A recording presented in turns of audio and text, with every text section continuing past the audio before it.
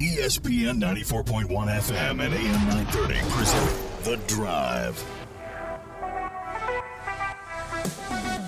It is Thursday, May 18th. Your drive begins now on ESPN 94.1 and AM 930. I'm your host, Paul Swann. We're here until 6 o'clock. Text line is open 304-396-TALK. That's 304-396-8255. I start the show today with a heavy heart. Jim Bermingham, one of the all-time greats in Huntington Blizzard hockey history, and someone who adopted Huntington as his home for so many years, passed away. He was born on November 12th, 1971 in Montreal, Quebec. He was drafted by the Detroit Red Wings in the 9th round. He was number 186 overall in the 1991 NHL entry draft.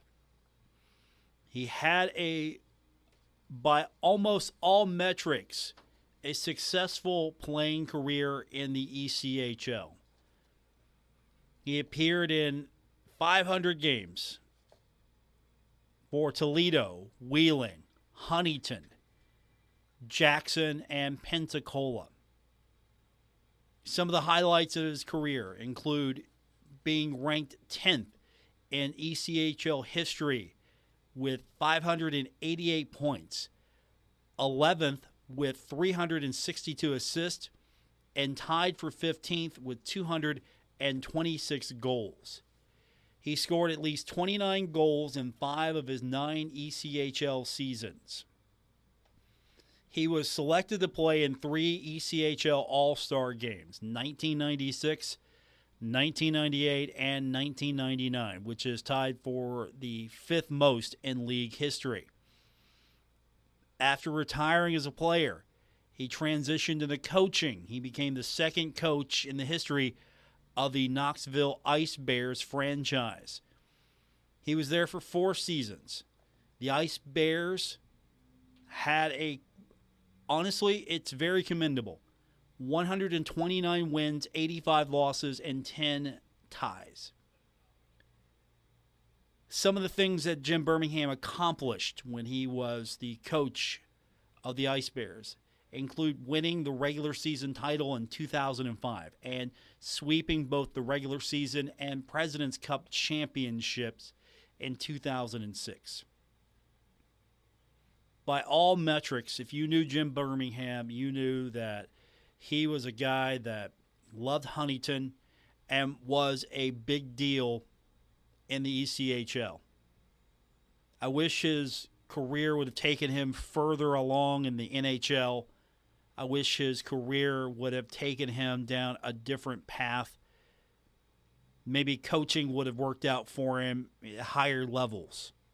Maybe some different things would have happened for him. Maybe we'd still have hockey in Huntington. There are so many things we could talk about Jim Bermingham. But I want to talk about him here today because he's gone, and I want to celebrate his life. I don't want to celebrate – I guess what I'm trying to say is I don't want to dwell too much on why Jim Bermingham is no longer with us.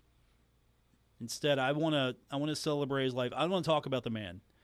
And the text line's open, 304-396-TALK, 304-396-8255. Once upon a time when Huntington had hockey,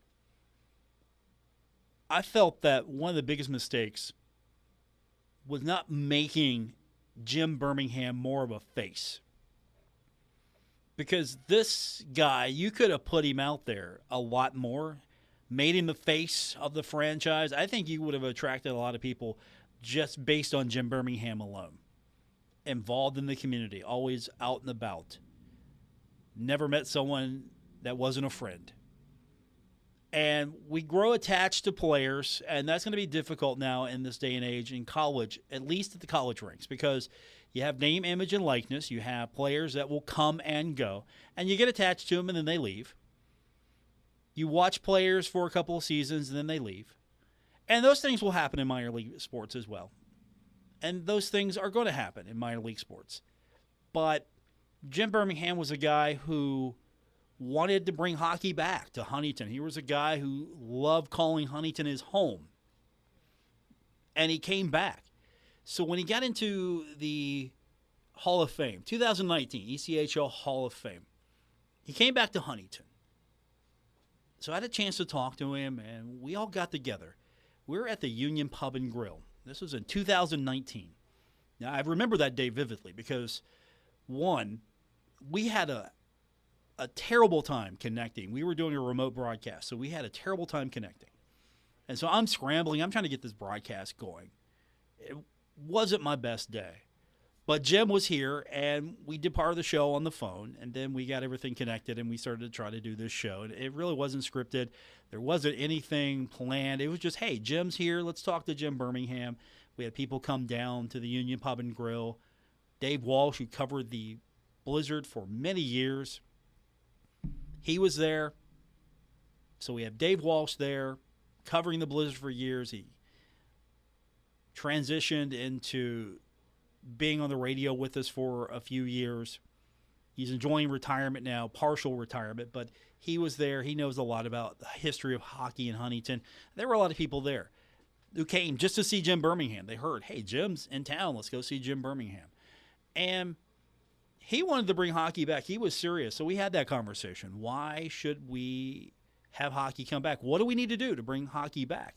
Because when you talk to Jim Bermingham, that's a topic that always came up. Hey, Jim, when's hockey coming back? And that's some of the things we talked about. And I pulled this from our interview in 2019. Us just talking a little bit about bringing hockey back. When's it coming back to Huntington, and what's it going to take, and what needs to happen to make it successful? I would love it to come back tomorrow. And do I think hockey's coming back to Huntington? I would say the percentage-wise, it's less than, to put a number on it, less than 30%. But do I think hockey could work in Huntington? Absolutely. We just need obviously you need the right ownership group. That would be the number one thing. You need the city to work with you. You need the arena to work with you. You need a practice facility, which I know is an issue now because there's no more practice facility here in Huntington. And then you need a good product on the ice. And that was, we've been talking about it for the last couple of days. We never had the depth that, say, the other teams in our league had, like the Toledos, like the Wheelings. Even Johnstown at times, they were affiliated with Pittsburgh. They had some good players at times, and we maybe had 5 or 6 really solid hockey players, and then we kind of dropped off. So affiliation does matter. Affiliation can help you, but it also can hurt you because then you're going up and down all the time, and that happened to me prior to, I was 25, 26, I started turning down call-ups, but I left, I think 2 years in a row for half the season, which hurt us a little bit, but we still had guys like Andrei Bashkirov, who ended up playing in the NHL with Montreal Canadiens for a little while, and he was probably one of the best all-around hockey players that ever played in Huntington, West Virginia, by far. So if it's ever to come back, what's the first step to make this a reality? Because it's easy to say, hey, let's bring hockey back, but you got to get that first step going.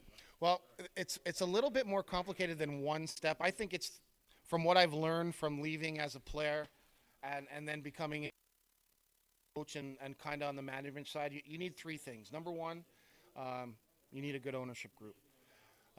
Number 2, you need a good product on the ice. And number 3, you need a city that cooperates with you. And that's what I learned in Knoxville is the year I got there, they left the United Hockey League and they were drawing 1,200 fans a game. The year I left, we were doing 4,600 a night in Knoxville, Tennessee, which they have University of Tennessee football there, which runs the show, but we were able to get good dates, and we didn't lose. I think we lost 4 games at home the year we won the championship, and it was just we put an entertaining, fun, offensive-style, tough team on the ice, and I think that's what Huntington needs is if hockey ever did come back, living in a dream world, is we need a fast, offensive-minded, blue-collar, tough hockey team. That's Jim Bermingham. We spoke 2019 when he came back to Huntington because he missed Huntington. He wanted to come back to Huntington. He called Huntington his home. and he feels like he's from Huntington. And he explained that. Why does he feel like he's from Huntington? Why does he tell people that he's from Huntington? Like I said, and I keep saying it, and all my friends here in Huntington, I tell them all the time, I consider Huntington my hometown. And even though I haven't been here since I think it was 2008, coming back here, it's like I never left. I think the city of Huntington, the Chamber of Commerce, and a few other marketing departments would like to get a hold of you the next few days. And you know what's funny is, as I talk about it all the time with people at work back in Canada, I tell them how great the state of West Virginia is, and I try to explain to them, and I even know what happens down here. And I say, yeah, I'm going back to West Virginia. Oh, I've been to Virginia Beach. And then I have to explain to them West Virginia is not in the same state as Virginia Beach, but I like explaining that to them, and I like showing them pictures of how beautiful this state is. But beyond that, it's the people I've met and the relationships I've created during my time in Huntington is why I love Huntington, and why I was so loyal to this team was because of the people I met and because of the players we brought here. There was a lot of players that felt the same way about this place as I did. Jim Bermingham, his thoughts on why I love coming back to Huntington, why he called Huntington his home. I'm not going to lie to you.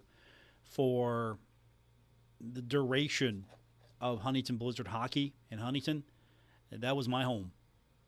That team was my home. It's a big foundation of my life, big part of my life that is no longer there, and I do miss it. I miss it a lot. I miss it every day. I miss these guys. I miss these players that I get to work with, interact with. I miss everything about it. And you could hear from Jim that he loved being in Huntington. He loved being a part of this state, being a part of this community. And as I mentioned, this was a big-time, I think, hockey player. This guy had that big-time feel to him, and, of course, it's very hard to get into the NHL, and it's very hard to stay in the NHL. But Huntington was fortunate to have, I felt, a big-time player in Jim Bermingham here. And he talked about some of the opportunities he had. He had opportunities after the Huntington Blizzard. No longer. He had opportunities. And I'll let him explain this. This is from our interview back in 2019. He explained, what opportunities were out there for him. If you ever wonder what happened to Jim Bermingham after the Huntington Blizzard, he talked about where he went, and part of that, of course, was coaching as well. Hindsight's 20/20, but when the team left Huntington and I had opportunities to go to other cities, and I probably had 7 or 8 legitimate offers, contracts on the table from other ECHL teams, and I chose to go to the South Division. The difference between the North and the South Division was night and day. One thing, like Walshy said, I was successful in the North Division, a lot of small arenas here in Huntington, Toledo, Johnstown, small ice surfaces, and I could get from the corner to the front of the net without having to move too much. And I wasn't that swift of foot at the time, but I was able to stand in front of the net and take a beating and tip in pucks and put in rebounds. And then, at times I was able to pass the puck to some pretty good hockey players, Kelly Harper and Van Burgess, who, by the way, speaking of Van, I spent a night at his house the other day in Lexington. He is the record holder for the most goals in one season by a Blizzard player. The only records, and I don't know why I know this, maybe it's an ego thing, but the only 2 players that hold the records besides me in the history of the Huntington Blizzard, Kelly Harper has played more games than me as a member of the Huntington Blizzard, and Van Burgess holds the record for most goals in one season by a former Blizzard player. Jim Bermingham passing away today. Very sad for a whole community of us who followed Huntington Blizzard hockey. For a lot of us, it was a part of our life that we might never get back. And it just shows you how important sport can be for a lot of us, no matter what the sport, no matter where it's at. Sport is very important to a lot of us and the people we meet on the way. And Jim Bermingham, I'm going to miss the guy. It was great to catch up with him in 2019. And I'll say this. I hope he finds the peace. Hope he finds peace, and he's found it. I hope he does find that peace in the next life. 304-396-TALK, 304-396-8255. That's our text line. More coming up on this edition of The Drive, ESPN 94.1 and AM 930.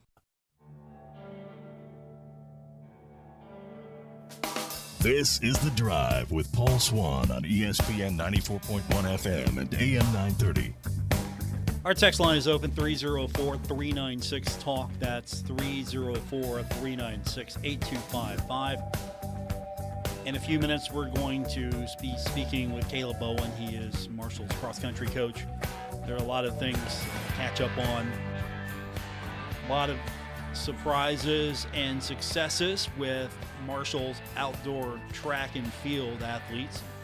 Caleb will get us caught up on everything. So we'll find out also who's going to prelims. That's coming up here in the next few minutes. Till then, we'll get your text in, 304-396-TALK, 304-396-8255. We've got softball news to tell you about. Alex Coleman, Sydney Nestor, Autumn Owens, and Grace Chelman received recognition in the National Fast Pitch Coaches Association all-region teams for the Central Region. Coleman became the 25th player in program history to be named to the NFCA Central All-Region First Team. Nestor and Owen were honored with second-team honors, and Chelman earned third-team All-Region recognition. So Coleman led the conference with 79 hits and 1.11 runs per game. Both rank in the top 10 nationally. She stole 42 bases. That's sixth place in the NCAA rankings. Her batting average of .427 placed her second in conference. She had 22 multi-hit games and 11 with multiple stolen bases. So a standout season for her. Sydney Nestor also a standout season. Second pitcher in program history to achieve multiple seasons with 25-plus wins. She won 26, struck out 234 batters, and her ERA was an impressive 1.07. She earned the pitching Triple Crown title in the Sun Belt Conference, and she allowed only 3 earned runs in 21 innings and earning all tournament team honors in the Sun Belt Conference Softball Championship. She had an outstanding season. And then you have to talk about Autumn Owen. She dominated the conference in multiple categories. She led the way in home runs with 19, runs batted in 71. Her batting average was .444. She earned the batting Triple Crown distinction in the league. She had a 22 multi-hit game resume this season. I mean, that's consistency right there. 22 multi-hit games. And she also had multiple RBI games. She set a program record. She slugged 5 home runs in a single weekend at the Liberty Classic. Not bad at all. And then let's not forget about Grace Chelman, fifth-year senior. She had career best this season and batting average at .377, hits at 60, runs batted in at 55. And she had some clutch performances, including a go-ahead RBI ground rule double that was crucial in the Sun Belt Conference semifinal. She earned a spot on the all-tournament team. And she was named manager just recently of the Music City Collegiate League Smoky Mountain Reign. So outstanding performances all season long from all of these amazing athletes. And so congratulations go out to them. We hopefully will, in the next week or so, have for a recap and a look ahead to next season, Megan Smith-Lyon. That's what we're planning on here in the next couple of weeks. But when we continue, we want to bring to the program Caleb Bowen, Marshall's cross-country coach. Yesterday, we had a really interesting conversation with Macy Mayjoy.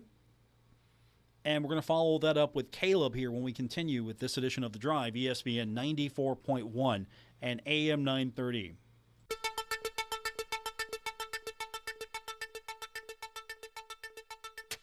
This is The Drive with Paul Swann on ESPN 94.1 FM and AM 930.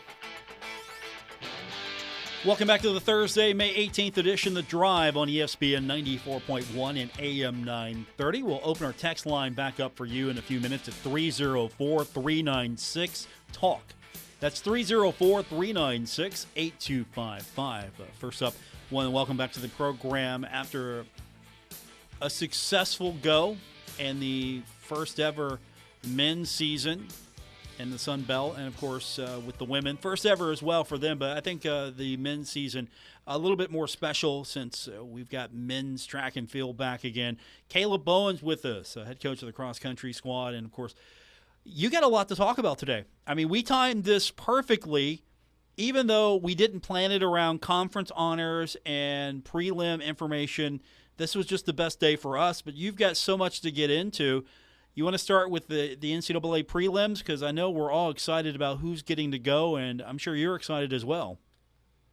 Oh, yeah, definitely. We're pleasantly surprised at how many athletes we have going to the East prelims this year. So, yeah, whatever you want to talk about, we'll get into it. Let's go with prelims first. So I know Macy Mayjoy's going. She's all right. She does an okay job for the team. She's not terrible. So who else got invited? Yeah, so I don't know if you know how it all works, but to get invited to the NCAA first round, that's what we call it, you have to be in the top 48 in your event. And that means that there's two halves of the country. You have the East and you have the West. And you have to be in the top 48 on the east side of the Mississippi River. So really hard to get into because there's a ton of schools that have some really great programs. And so we have Mason Joy, obviously, in the pole vault. She's done a heck of a job this year. Grew up to be like an amazing leader on the team, not only just for the vaulters, but for everybody. Then we have Micah Aline, who, she was a Conference USA 400-meter champion last year. She qualified for first rounds last year as well in the 400 hurdles. And she just blew our school record out of the water and won the Sun Belt Championship in the 400 hurdles. So that was exciting. And she made it in. Tyra Thomas in the 100-meter hurdles has qualified. She's had a heck of a year as well, a school record in the 60-meter hurdles. And she was running super well at conference and ended up hitting the last hurdle, unfortunately. But and then one that's really special to me is the second to last athlete I have going is Brett Armbruster. We haven't had men's track in like 20 years, and we bring it back, and then Brett just turned into an animal and qualified for the first round of nationals in the 800. And then lastly, we have our discus thrower, Rebecca Merritt. She qualified with her throw at conference, which got fourth in the Sun Belt. So exciting to have 5 athletes going.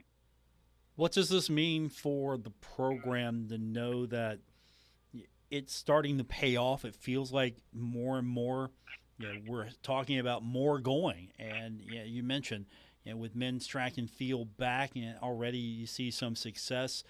How does that help you ultimately for the next season and the next season? It's huge. So, it's really hard to make it in any event. And since I've been here coaching, I've had a couple athletes come really close in the distance events. Holly Ann Swann, back when she was a fifth year, she was like the first 1 or 2 out in the 10K. And I haven't had any since. So I've told Coach Small, our head coach, that I was not going to go to the first round until I earned my trip.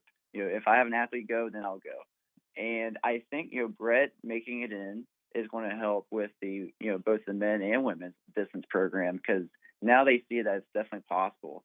Brett's an amazing athlete, but he's no more amazing than Abby Herring or Kylie Masson or Hannah Weiler or Ronnie Saunders. I mean, we have a lot of studs on this distance squad.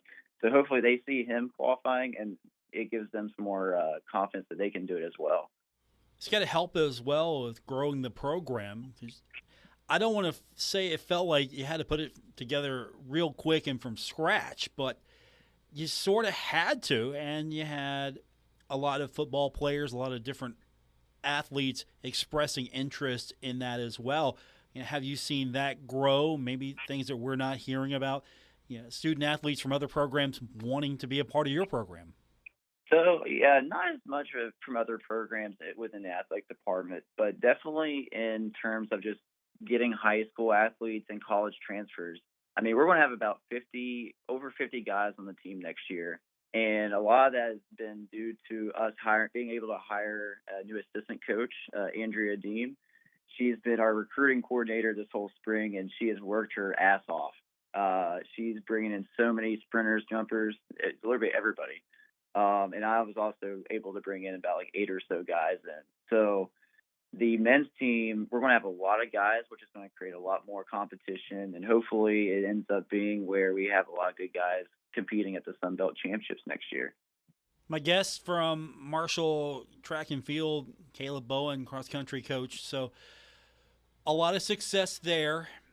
And you also have a lot of conference success. How would you evaluate how the first season went in the Sun Belt, focusing on the recent outdoor championships? I think we competed super well at the outdoor championships. We knew it was going to be better than indoor just because of our team dynamic and who we have. It was a dogfight the entire weekend because we were, first place going out of the first day. Then we sank to like third, and then a lot of teams came back on us in that last day. And we had a few things not go our way, which always happens. So I will say a couple things. Mainly, the conference got a whole lot better from last year to this year, partly due to schools like us and Southern Miss and James Madison coming in. But also the schools that were already here just got a ton better as well. So, you got to expect that whenever you go into a new conference that everybody's just going to up their game. But we're really excited about the future because we had some key athletes who are going to graduate, but we also have some key athletes who are going to be here next year to help us hopefully climb the ladder and get a whole lot better. Just talking on like the distance side, we didn't know we were going to have a team like this time last year. So guys like Evan White, guys like Ronnie Saunders, Brett, they were given an opportunity to kind of show what they could really do. And this was just a small taste of what they can do. Ronnie's fired up. He got second in the steeplechase, which is an event he's never done before until this year. He's done it 3 times now. And he's shown that he can compete with the best of them.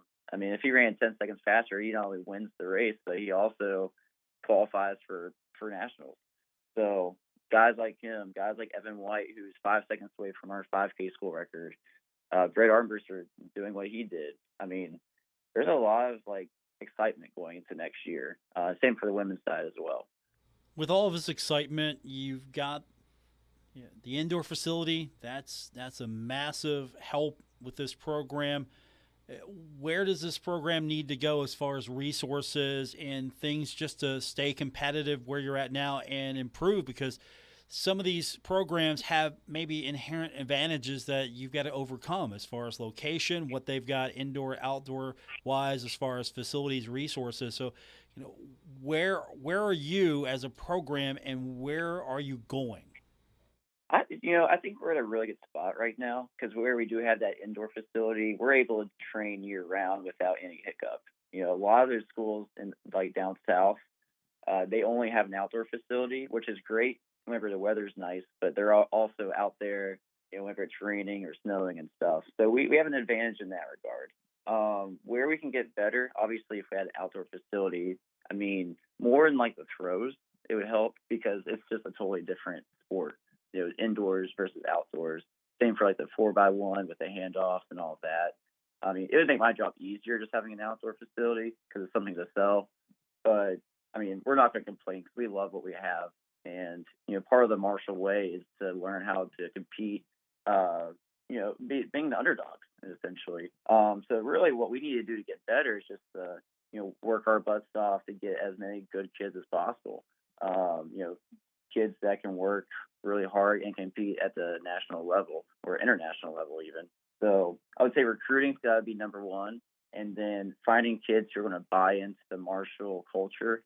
Hey, we're here to get better and to kind of buy into the community of Huntington. I think that's going to be the key as well.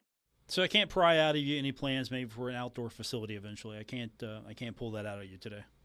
Well, it's not up to me at least, but it's definitely on the things that our administrators have talked about and they want to get done. We've, Spears, Beatrice, Brown, Sutherland, those are guys that are working their butts off to give us what we need. So I can't give you a date or anything, but they have definitely talked about it. So we'll see. We're excited for the future. Caleb Bowen's with us, cross-country coach, and, of course, Marshall Track and Field having a outstanding showing in the outdoor track and field championships. Also, you had several members of the teams making all conference, and we had her on yesterday, Macy Mayjoy. She's the GOAT right now. She won not only the first ever Sunbelt Conference Championship for Marshall, then she won the second, and she's just an amazing story. I know you've had probably an enjoyable journey with her, following her career, and you hate to see her go, but she's such a bright spot for this squad. Oh, yeah, definitely. I mean, I remember when she came in as a freshman, we were never a pole vault school before she came in. We had gotten our first pole vaulter in years, the year before her, Lauren Zaglifa, who ended up, being a really good athlete, and she made nationals her senior year as well. But, with Lauren and Macy, we kind of became a pole vault school. We were always contending for points, big points, podium points at the conference championships, indoors and out in Conference USA, and then now obviously with Sunbelt. So yeah, I hate to see her go, but she has given so much to this program that, she can definitely ride it out as a career well spent. Plus, she's got 2 championships, indoor and outdoor. I mean, it's hard enough to get one, but she got them both. So that's the way I want to end my career, and her career's not done yet. She's still got the prelims. Yeah, she's got the prelims. And, don't want to, wish high goals on her or anything, but like pole vault, anything can happen. The best pole vaulter in America could foul out, first couple of tries. So, I can definitely see her making the second round in Austin, Texas. She's got to come out clean. She's got to maybe jump a PR, but that's what we're training her to do. So we're really excited to see what she can do at Jacksonville. Of course, also making the conference list was hopefully the future of pole vault at Marshall University, and it's Diana Goodman, and she had a really good showing as well. She earned third team All Sunbelt recognition with a bronze finish. So Marshall's a pole vault school now. It's not a soccer school anymore, or a football school, not basketball. It's a pole vault school. Yep. Yeah, and Diana's been awesome too. So it's what we've tried to do in the pole vault is we try to get at least like 2 athletes per year that are going to compete with each other in practice, and then also compete at each meet and championships and whatnot. So like Lauren was able to feed into Macy was able to feed into Diana, and hopefully we can find another athlete who can take up that role as well for Diana. But yeah, Diana's been a gamer. She got second indoors in the pole vault, and then obviously got third in outdoor. She's a gamer, and sometimes things haven't gone her way, and she's overcome those obstacles to get on the podium. So she's definitely a pleasant person, and someone we're really looking forward to jumping higher and higher each year. Now, tomorrow on our show, we're going to have Micah Aline. She secured the honor of being a Sunbelt First Team All-Conference Award winner. She won the 400 hurdles event. I'll let you describe that performance, because it was a new school record, and her time was 57.77. She hasn't gone that far over that time. That's pretty much what she's dialing up every time. Yeah, so that was a really special moment in the championships this year, because she won the 400-meter dash last year for Conference USA, and that was an awesome experience. Then she's coming in, the hot stud coming in to a new conference, and we kind of expected that same result. And she went through some adversity indoors. She didn't even make the final in the 400-meter dash, which for us, we were just like distraught, because this is our star stud, and she doesn't make the final. Like, what's going on? And I think a lot of it was just internal pressure. So our sprint coach Don, he was able to get her refocused and get her focused more on the 400-meter hurdles this year.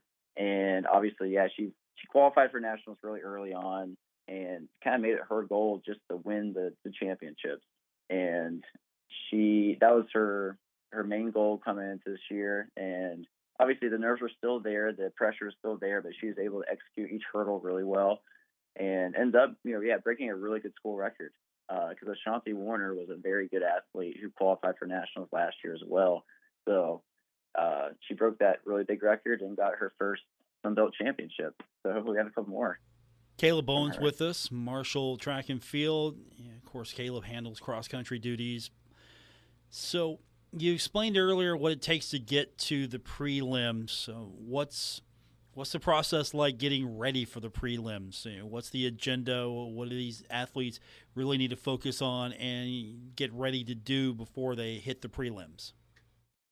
So it's essentially like the basketball tournament, survive in advance. So each athlete's going to come into it a little bit differently based on their event. But the main goal is just to try to do everything possible to get into that next round.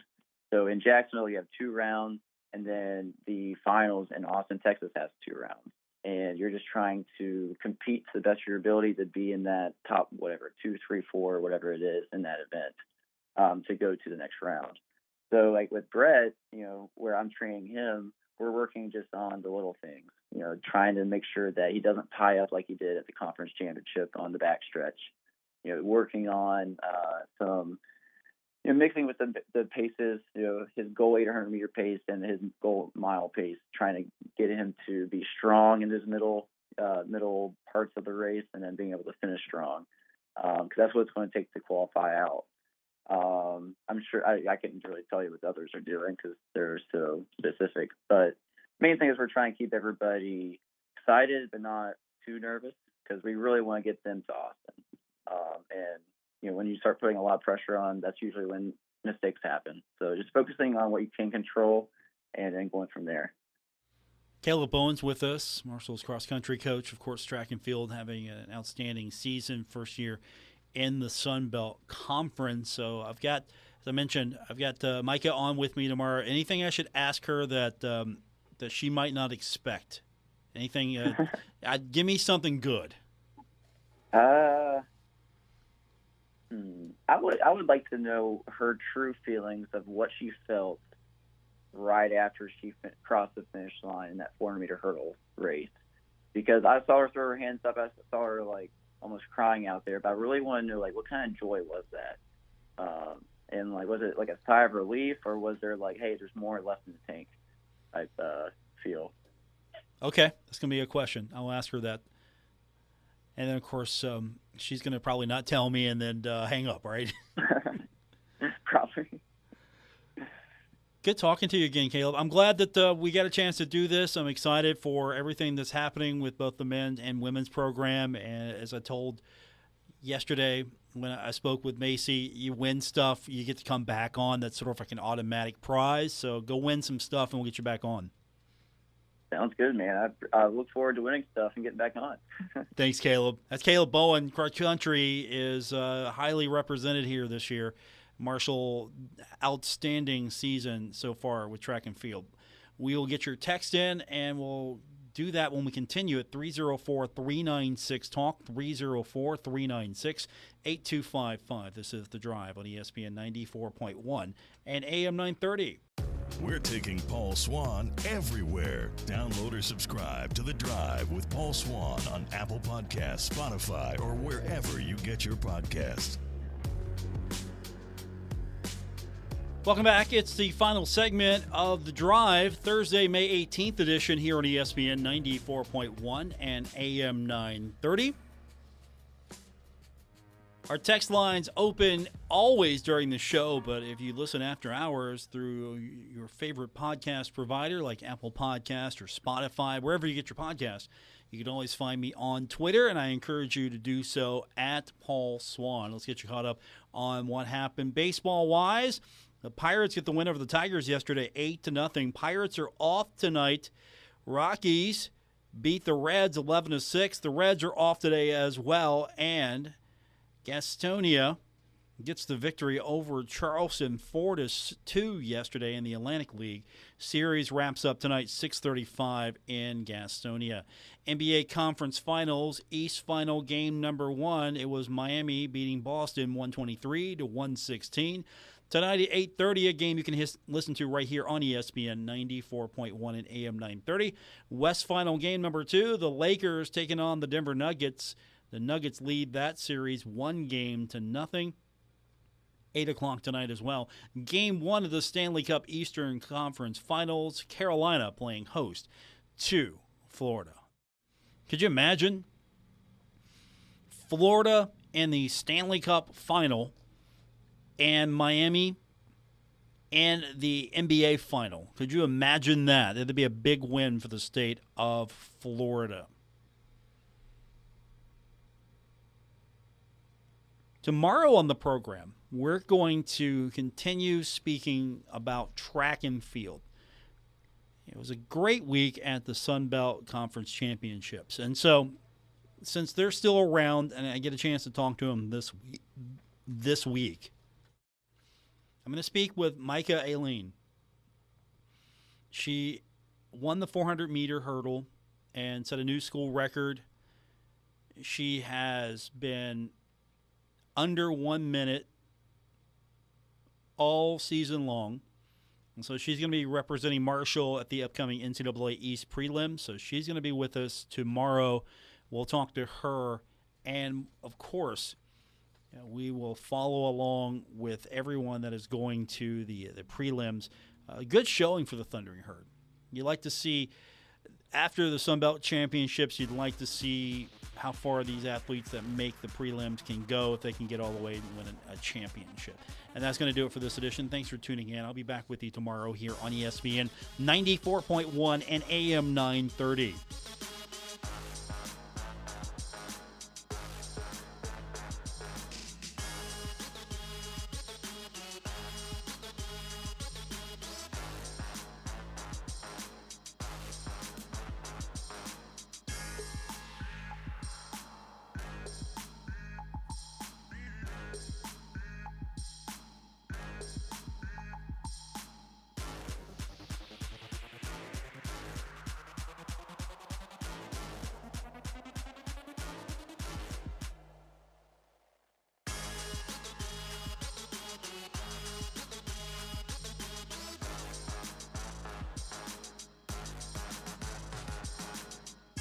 WRBC Huntington, W227BS Huntington. This is your radio home for Pittsburgh Pirates baseball, ESPN 94.1 FM and AM 930.